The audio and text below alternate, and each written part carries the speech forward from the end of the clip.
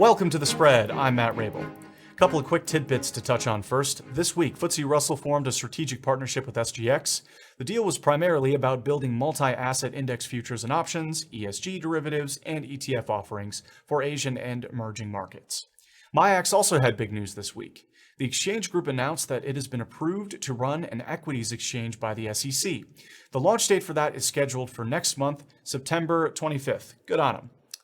Cboe launched mini VIX futures last week, of course, and by the time that we recorded last week's episode, they had traded over 100,000 contracts. This week, they announced that the mini futures traded a grand total of nearly 127,000 contracts for that week. Maybe next week they'll pull an OCC and beat their own high score. You know, lately it seems to me like Cboe and the CME have been engaged in something of a mini derivatives arms race.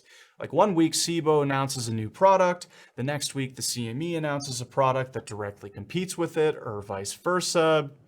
Other times one of them announces something the day after the other announces it. It's a whole thing.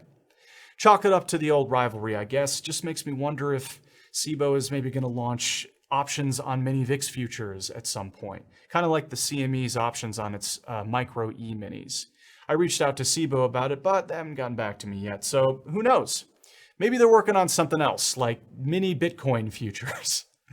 Oh, I'm sure they're going to hate that joke. Just kidding, Cboe. We're just having fun here. In the world of retail trading, E-Trade put out a new study. This study showed that trading activity among my people, millennials and Gen Zers, or retail traders under 34, according to the wording of the study, has increased since the COVID crisis escalated. 46% of younger respondents also said they've been trading derivatives more frequently.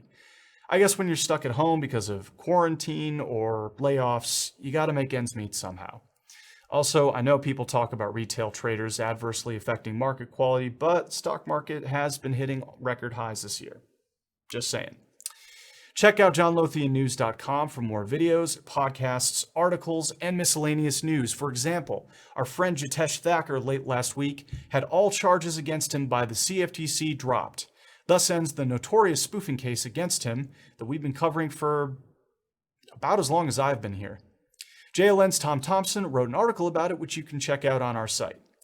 That's going to do it for this week. Stay safe out there and happy trading. Thanks for watching.